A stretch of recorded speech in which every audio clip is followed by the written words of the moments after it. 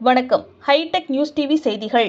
சென்னை தேனாம்பேட்டையில் அமைந்துள்ள சவுதி அரேபியாவின் விமான நிறுவனத்தை முற்றுகையிடும் போராட்டம் நடைபெற்றது.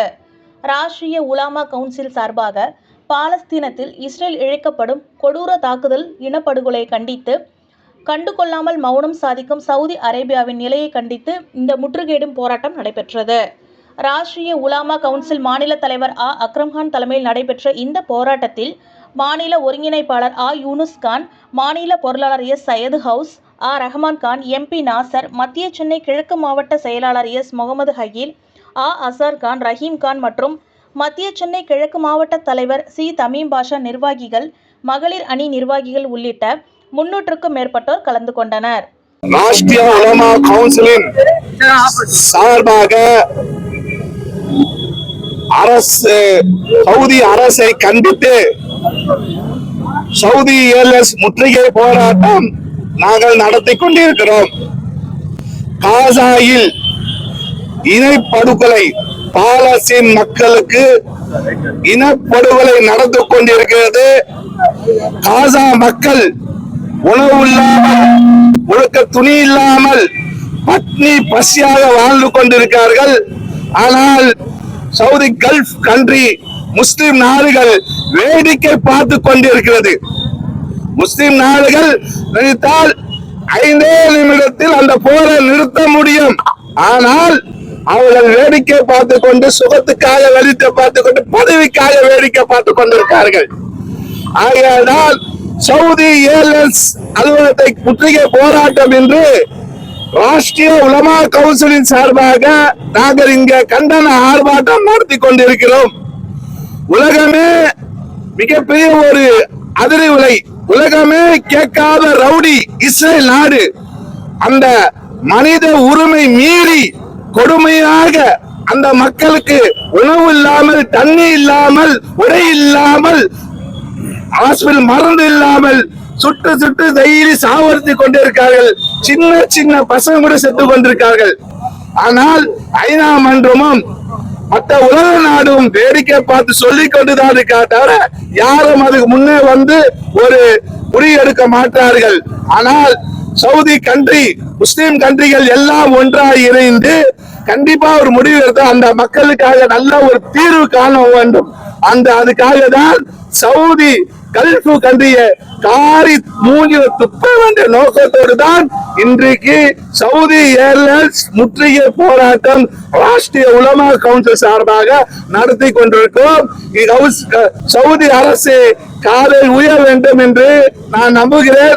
கண்டிப்பா இறைவன் மிகப்பெரிய வெற்றியை கொடுப்பார் என்று தெரிவித்துக் கொண்டு வாய்ப்பு அளித்த வல்ல ரஹ்மானுக்கு நன்றி தெரிவித்துக் கொள்கிறேன். நாடுகளிலே இஸ்லாமியாவிலே நிறைய மாநிலத்துல குரல் கொடுக்குறாங்க. ஆனால் இஸ்ரேலை கண்டித்து தான் குரல் கொடுத்திருக்காங்க, அமெரிக்காவை கண்டித்து தான் கொடுத்திருக்காங்க. தன் நாடு நான் ஒழுங்கா இருந்தா, நான் ஒற்றுமையா இருந்தால் எதுவுமே சாதிக்க முடியும், புரியுதுங்களா? அதே மாதிரிதான் கல்ஃப் கண்ட்ரி இன்றைக்கு உலகத்துக்கே போறக்கூடிய கல்ஃப் கண்ட்ரில பெட்ரோல் போகுது. இப்ப இஸ்ரேல் ஈரான் இஸ்ரேல் அடிச்சா, இஸ்ரேல் இருக்க மக்கள் எல்லாம் என்ன கடறாங்க, ஒரே நாடுதான் அடிச்சா. நான் சண்டை போட சொல்லல, ஆனால் பெட்ரோலை நிப்பாட்டுவான்னா உலகமே இறங்கி ஒரு முடிக்க கொண்டாந்தாங்க அந்த போற. அதே மாதிரி கல்ஃப் கண்ட்ரி எல்லாமே இன்னைக்கு பெட்ரோல் எண்ணெய் வளர்க்கலாம் மிகப்பெரிய முக்கியத்துவமா இருக்குது. இவங்க எண்ணெயை நிப்பாட்டினால எல்லா நாடும் கண்டிப்பா பேச்சுவார்த்தை நடத்தி அந்த போரை நிப்பாடுறது நிறைய வாய்ப்புகளுக்கு போர் கண்டிப்பா நிற்கும். அதனாலதான் நாங்க இந்த தமிழ்நாட்டுல கிடையாது, உலகம் முழுவதும் போராட்டம் நடத்துதான் இருக்குது. ஆனால் எங்க ஆளுநர் தூங்கி இருக்காங்க, நடிச்சு நிக்கிறாங்க, அவங்கள காரி துப்பதான் இந்த ஆர்ப்பாட்டம் நடத்தி நிக்கிறோம். அதுதான் என்னன்றாங்க தெரியல. அது தெரிஞ்சுன்னா நாங்க எதுக்கு போராட்ட குணமே கிடையாது. அவங்க போராட்டம் சொல்ல அந்த மக்களுக்கு மனிதானாத உதவி கூட செய்யல, அந்த மக்களுக்கு ஒரு குரல் கூட கொடுக்கல. இன்னைக்கு சவுதி நினைச்சா அமெரிக்காவுக்கு பேசினா அமெரிக்கா ட்ரம்ப் கண்டிப்பா இஸ்ரேலுக்கு பேசுவாரு, அமெரிக்கா பேசினாலும் இஸ்ரேல் ஆஃப் ஆயிடும். இப்போ அந்த போர் நின்றுவோம். அது கூட பேச துப்பு இல்ல. இவங்க சவுதி தன்னோட பதவி ஆசை சுகத்துலதான் இருக்கிறதா நான் பகிரமா குற்றச்சாட்டு.